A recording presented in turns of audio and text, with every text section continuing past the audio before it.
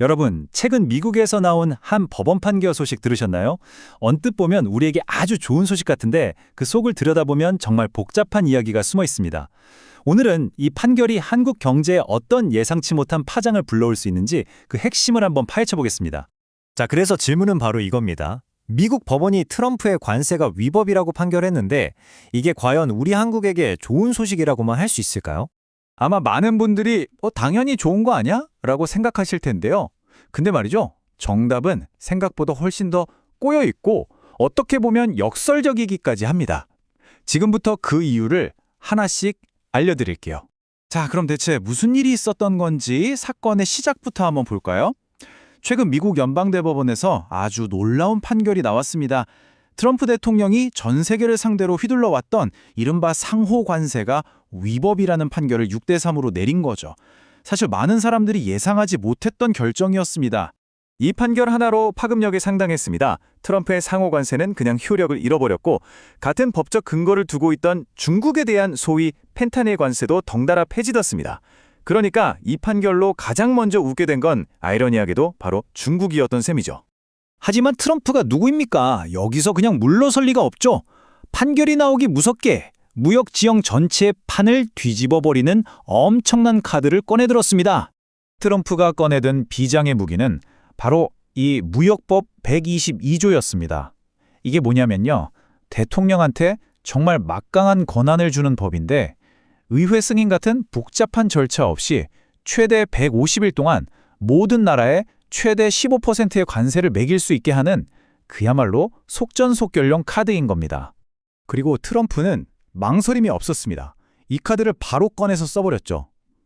전 세계 모든 나라에 똑같이 10%의 새로운 기본 관세를 매기겠다. 이렇게 선언한 겁니다. 와, 이건 판결을 미리 다 알고 있었던 것처럼 정말 번개 같은 대응이었어요. 자, 그럼 이 난리법석의 결과가 어땠을까요? 여기 이 숫자 13%. 이게 모든 걸 말해줍니다. 원래 트럼프의 상호관세가 있을 때 미국의 평균 관세율이 한 16% 정도였거든요. 근데 이게 없어지고 새로운 10% 관세가 생기니까 결국 13%가 된 거예요. 그러니까 사실상 고작 3%포인트 떨어진 거죠.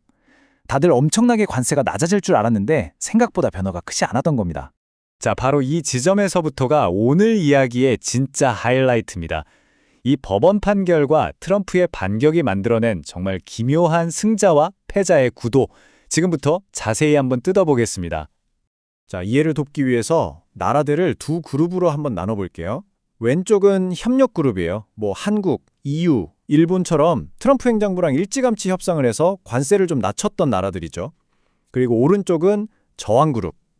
캐나다, 멕시코, 중국처럼 끝까지 버티면서 높은 관세를 그대로 맞았던 나라들입니다. 자, 먼저 우리 한국이 속한 협력 그룹부터 볼까요? 여기 그래프를 보시면 한국, 일본, EU 같은 나라들은 당시에 막대한 투자를 약속하면서 기존 관세를 15%까지 낮췄었거든요. 이번 조치로 이게 10%가 됐으니까 어쨌든 5%포인트 내려간 거죠. 이 정도면 나쁘지 않아 보이죠? 그쵸?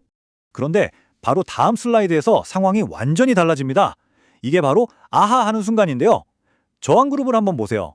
중국은 20%에서 10%로, 멕시코는 25%에서 10%로, 그리고 정말 끝까지 버텼던 캐나다는요. 무려 35%에서 10%로 관세가 그냥 수직으로 떨어져 버립니다. 이 인하폭, 협력그룹이랑은 비교 자체가 안 되죠.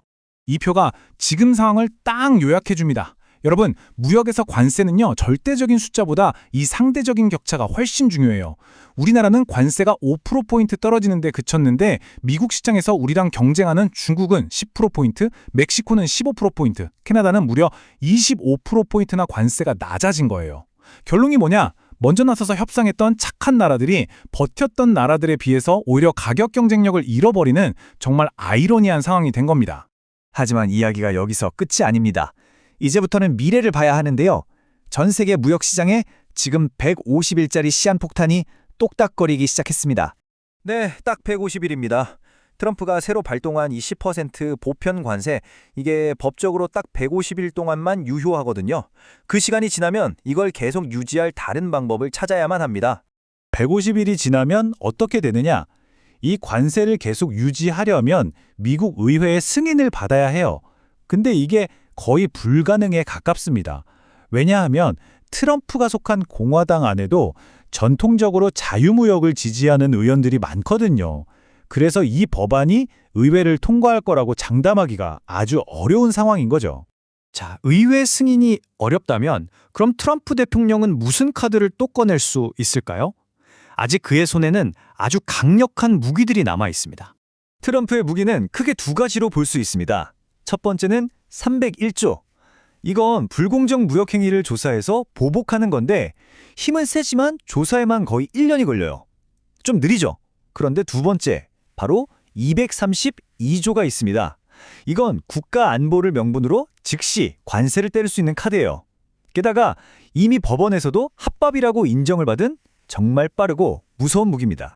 자, 그럼 이 모든 상황을 종합해서 과연 우리 한국은 지금 어떤 딜레마에 빠졌는지 그리고 앞으로 어떻게 될지 한번 정리해 보겠습니다. 지금 한국의 상황 딱 이렇습니다. 첫째, 예전에 관세 낮추려고 약속했던 그 막대한 투자 약속들. 이거는 그대로 지켜야 할 판이에요. 둘째, 정작 우리랑 경쟁하는 중국, 멕시코한테는 가격 경쟁력을 확 뺏겨버렸습니다. 셋째, 관세 수입이 줄어든 트럼프 행정부가 다음 타겟을 찾을 텐데 우리가 그 유력한 후보가 될 수 있다는 거죠. 그리고 마지막으로 얻은 교훈, 이게 가장 뼈아픈데요. 착하게 먼저 협상에 나섰더니 결국 더 안 좋은 결과를 맞았다는 겁니다.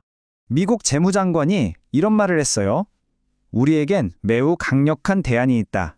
우리는 똑같은 규모의 관세를 거둘 능력이 있다. 이게 무슨 뜻이겠어요? 어떻게든 다른 방법을 써서라도 원래 거뒀던 만큼의 관세 수입을 채우겠다는 강력한 신호죠. 새로운 압박이 올 거라는 예고나 다름없습니다. 그렇습니다. 트럼프의 상호 관세를 둘러싼 1라운드는 끝났을지 몰라요. 하지만 이제 링 위에는 150일이라는 카운트다운이 시작됐고 훨씬 더 예측하기 힘든 2라운드의 공이 곧 울릴 겁니다. 오늘 이야기, 이 질문으로 마무리하고 싶습니다.